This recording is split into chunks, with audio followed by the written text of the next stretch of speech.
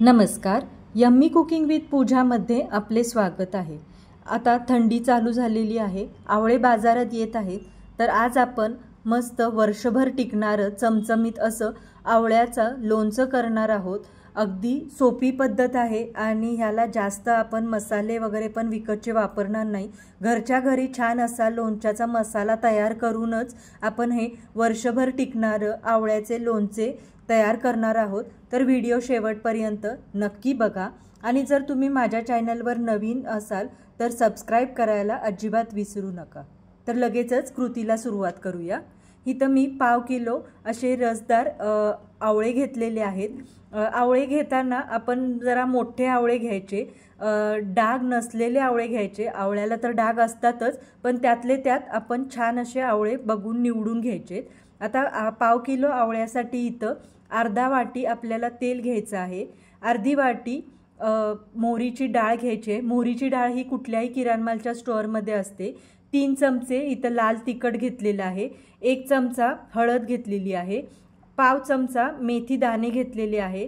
चवीनुसार मीठ आणि 1/2 चमचा हिंग घेतलेले आहे. आता हे आवळे आहेत ते मी स्वच्छ धुवून घेतलेले आहेत.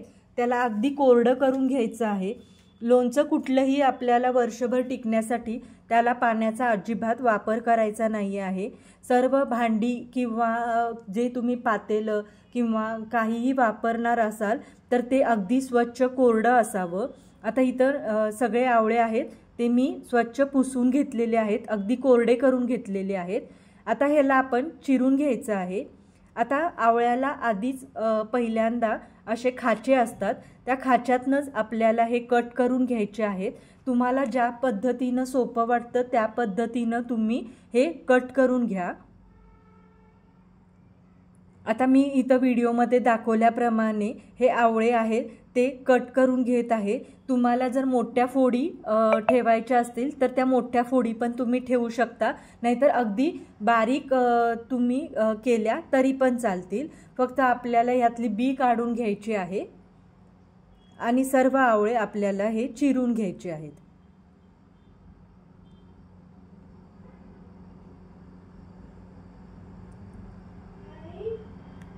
आता हे सर्व वजन माप आहेत ती मी 1/2 किलोच्या प्रमाणात दिलेले आहेत. तुम्हाला जर 1 किलोच्या प्रमाणात करायचे असेल तर यालाच आपण 1 किलोच्या प्रमाणात तुम्ही सर्व माप घेऊ शकता. आता ह्याचे मी परत थोडे छोटे छोटे काप करते, म्हणजे खायला पण ते सोपे जातील आणि पटकन मुरले जातील म्हणून.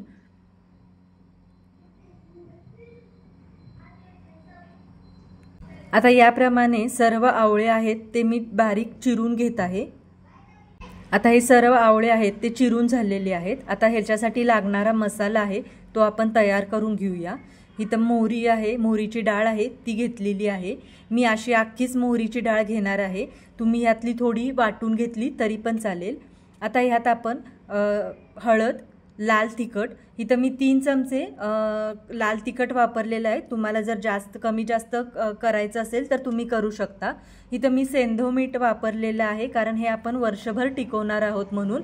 तुम्ही साधं मीठ वापरलं तरी पण चालेल. आता हे सर्व आपल्याला मिक्स करून घ्यायचं आहे.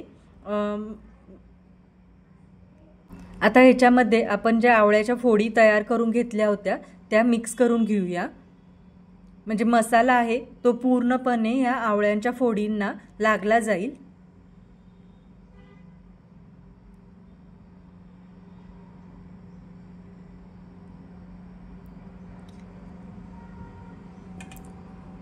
आता हा मसाला पूर्ण फोडींना मिक्स करून घेऊया.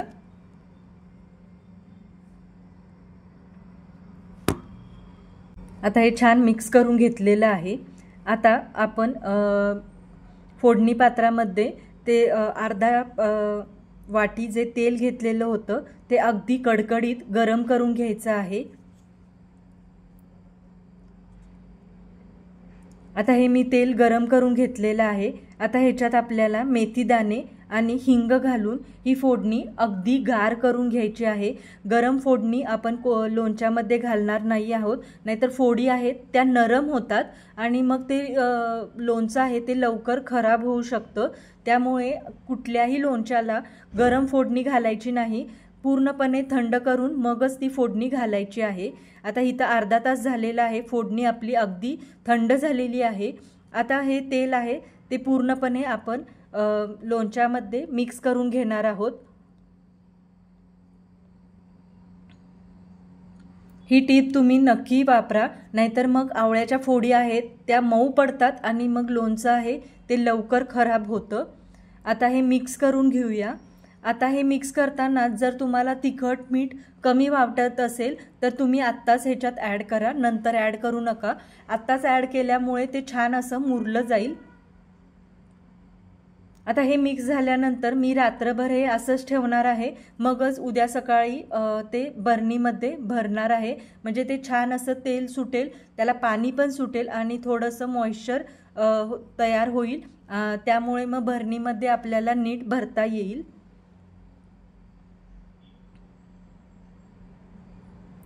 आता मसाला आहे तो पूर्णपणे छान असा सर्व फोडींना लागला गेलेला आहे। आता हे असंच आपण झाकून ठेवूया, तुम्ही आत्ता जरी भरणीत भरलं तरी पण चालेल।